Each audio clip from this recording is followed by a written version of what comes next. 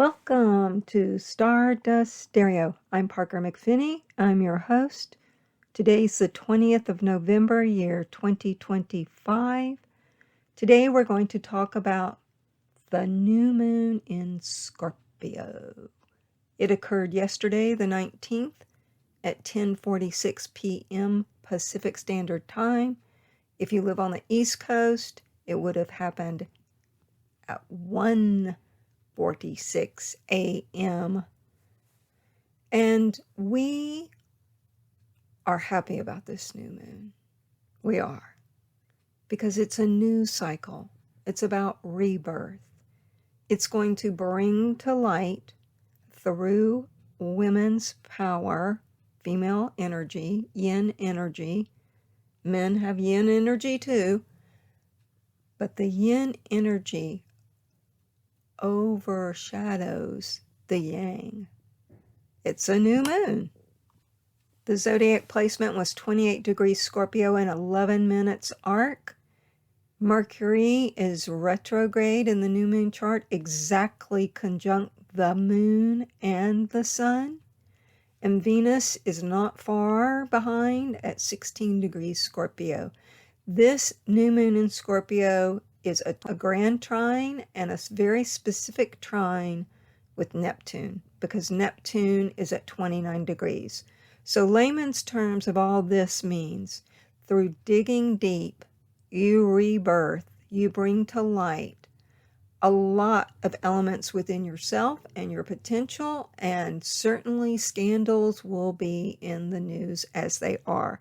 And what's holding the headlines right now is the Epstein files that are to be released and what kind of damage that will do to people that have had association with him and maybe behaved in unconscionable ways. You know, the saying goes, as above, so below, and we're certainly seeing that reflective in the headlines.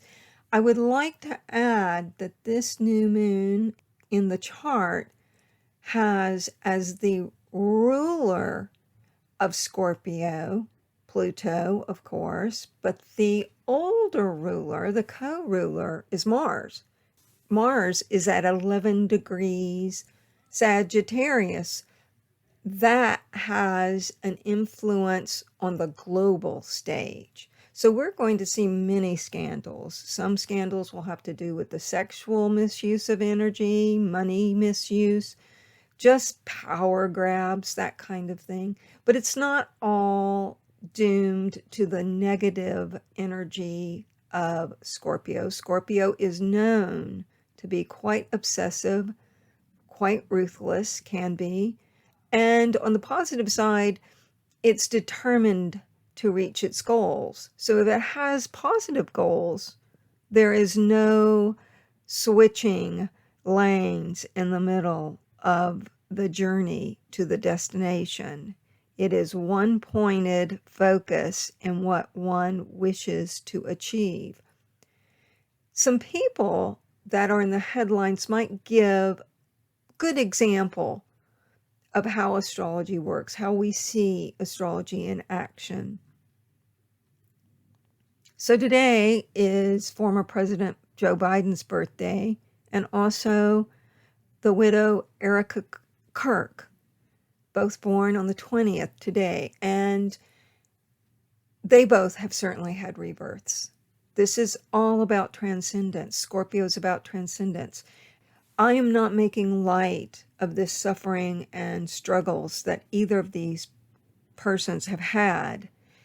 I'm simply indicating that we can see through the cycles of the new and full moon and the movement of other planets when change is coming. That doesn't mean that the change is predestined. There are arguments about that, whether we have free will or not, or if the planets in the sky are just reflecting the energies and then decisions that individuals make, and then suffering the consequences of those decisions come home to meet them. Now, this is a very layered statement because I'm not implying that anyone has deserved what they got or had a choice in events that occurred to them. I think that we have a choice in how we respond to what happens to us, how we react or don't react to the joys and the pain that is all part of life. But as an exercise of explaining astrology and this new moon, it is so obvious to me when I see events happening that are classic keywords of the representation that the planets make. This particular new moon is also in opposition to Uranus, which is at 29 degrees of Taurus.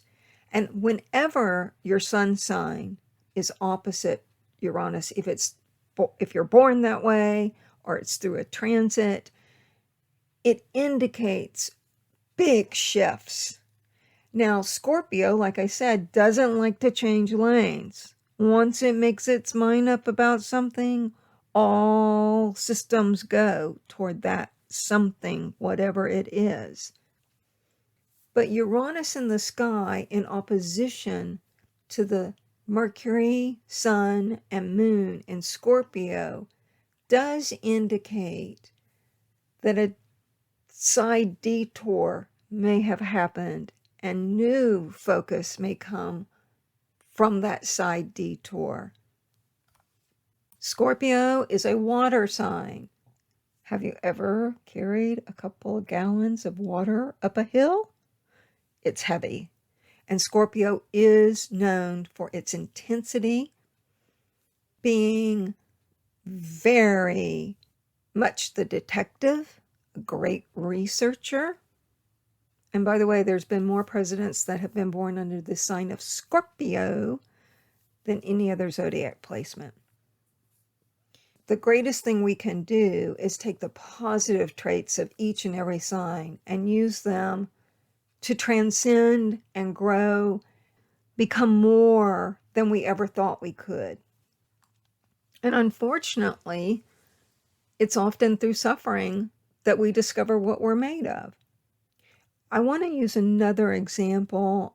I was reading the New York Times. Sometimes I wonder why, but I was reading the New York Times, and there was an article about Vanity Fair returning to typeset of their name, their logo, over the magazine. And this is coming out next month.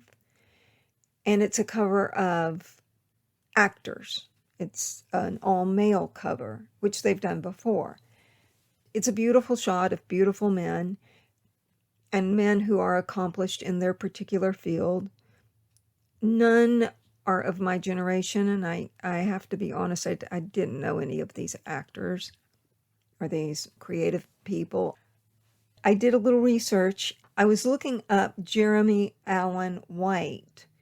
Then I was like, oh, he has a birthday coming up on February 17th. Well, that just happens to be the degree of the solar eclipse. The sun will be having a solar eclipse on February 17th in 2026. This article, front page of the New York Times, came out on the 18th as the sun was moving to square his birth sun. Now, why this so fascinates me is because a solar eclipse on your sun, on your birthday, always indicates a major change in your life. This may be welcomed. This may be conditioned on circumstances outside of yourself, such as, winning the lottery, or being in a massive earthquake, or having a baby, or getting married. It's always big things, not small. And when these things can occur, will sometimes be prior to the eclipse, during the eclipse month, or after the eclipse month. Usually when the sun is at the square position of whatever your birth sun is. Now, usually when you have an eclipse happen on your birthday, you're going to see a huge life change. It's going to be marriage, divorce, adding to the family, loss of a loved one, career shift, moving across the country, dealing with a crisis in your health, or getting a promotion and having huge responsibility, but it's always big. Your financial situation changing in one way or another. It is never small things. It's pivotal things that you will look back on your life and go, oh yeah, that's the year my life changed. So the fixed signs that are born near the 26 to 30 degree of Scorpio, Aquarius, Taurus, or Leo are in that window right now. And Jeremy Allen White's birthday is on the day of this eclipse. And so when I saw that he was on the cover of Vanity Fair and they were going back to an old typeset logo, Mercury's retrograde, and it's conjunct this new moon. And it's a huge PR moment. Mars in Sagittarius is co-ruler of this Scorpio energy. And so his career's getting a big push. Now, I didn't know him, but I did just a little bit of reading, and he's had huge growth in his life and made certain choices that were crucial to his path going forward. And those choices have now resulted in getting great PR. And obviously we know how Hollywood works. That will result in hopefully some decent scripts coming his way. That's how the energies work. That's how astrologers look and predict. If I were his astrologer or anybody else's astrologer, I may not know specifically the exact details of how the life shift is going to happen. But you can tell when you have exact birth time, the area that will be spotlighted and the potential, and therefore you then advise your client to make choices toward those areas that are highlighted, because they can result in tremendous opportunity and change happening. Because not everybody has a solar eclipse on their birthday in their lifetime. And when it happens, you do not want to waste the moment. Now, clearly, with Erica Kirk, the sadness of becoming a widow, the thrust of her in the limelight, that entire tragedy of so many people's lives changed forever, that too shows an incredible growth, change, opportunity. It's almost kind of strange using those words, sadness, sorrow, letting go, and all of that with eventual time brings the rebirth. And Scorpio is all about rebirth. Scorpio has more lives in them than cats. People that are going to be in the headlines continually within the next 12 months, I believe. That Idaho killer, he's born on the 21st of November, that killed all the college students. We'll be hearing about him. Probably not good news. Sunchar Balaji, the AI developer that was murdered last year, 2024. His case has been reopened. Joe Biden certainly is going to be in the news in the next few months. I 100% believe it. Goldie Hawn, Marlo Thomas. In some ways, The female component of this new moon will have us reflect back on how the image of the female has changed since, say, Marlo Thomas's generation or Goldie Hawn's, how we have evolved or not in the ways in which we treat women. 5 planets are retrograde right now. So there's looking back to how women have made headway in ways in which we need to make more headway. I do believe that the female yin energy is going to be coming to the summit point in a global arena. Scorpio scares a lot of people.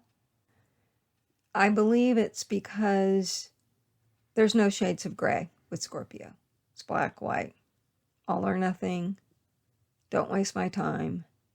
I'm not changing my mind. That kind of energy is very strong unless there's an overt influence of Libra or Sagittarius in the chart, or some other planetary influence. But this new moon is actually a wonderful time for you to decide what it is you want to let go of. Mercury's retrograde, so let go of things, clear out, let go of old emotions. That sun and that moon in this grand trine with Neptune and Jupiter, and actually we can even add Saturn in there, shows you through the opposition of Uranus that you do have choices. And you can reflect back on your life of what choices you have made in the past that were good and the ones that were not so good, and how you might make even better choices in the future. I want to read you something from Marcia Moore's The Divine Science astrology book. The moon in Scorpio is a symbol of a psychologist helps his patient to relive the past. The feelings are hidden, but they are intense, and that is very true.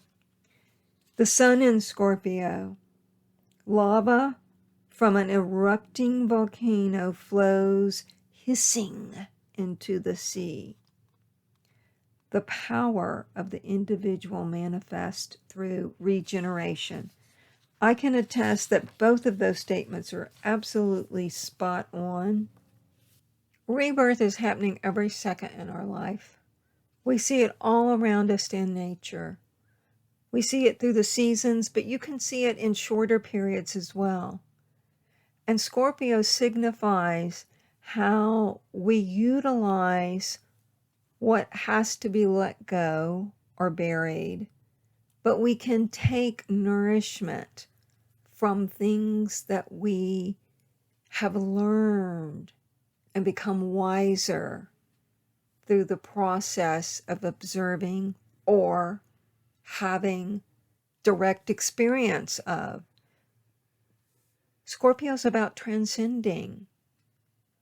The phoenix that rises above the ashes. The last 2 days of November, Venus will be conjuncting this new moon. We can even say into December 1st, 29th, 30th, and December 1st, Venus will be at those last degrees of Scorpio, enhancing the potential of what you've started right now. So you have a couple of weeks during your holiday festivities. Spend some time with yourself and think about how you have grown, what you've let go of, what you've lost, what you've surrendered, and how you can transcend the sorrows and sufferings you have experienced and make them into gold. And if you have been a fortunate soul that has not dealt with loss in this particular time of the year, just celebrate the ways in which you continue to vibrate with intensity toward your own specific goals. If you don't know what your goals are, this is the time to do the work. This is the time to go deep within yourself and ask yourself, what do I want to do with my time here on Earth? Because as we all know, especially the older we get, divine can call you home at any moment. So with that thought, which is a very Scorpio thought, death and rebirth, I want to wish you a happy Thanksgiving and a wonderful holiday season, and celebrate what has meaning for you. I'd like to thank you for listening. This is Stardust Stereo. I'm Parker McPhinney, and I want to thank my patrons. You know who you are. If you'd like to become a patron, you can do so at patreon.com/ParkerMcP. And I want to remind you, you are made of stardust. So go shine.